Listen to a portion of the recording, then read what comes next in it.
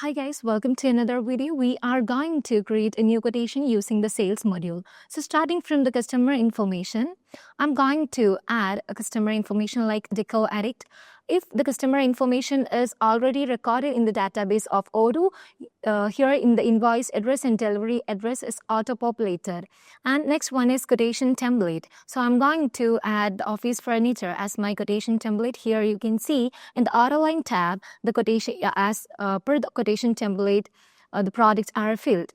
Next one is the expiration date. I'm going to add an expiration date for this particular quotation.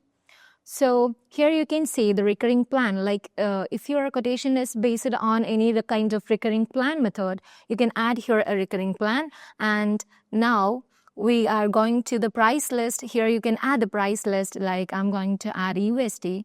And next one is payment terms. So you can add the payment terms that are applicable for your customer. So I'm going to add immediate payment.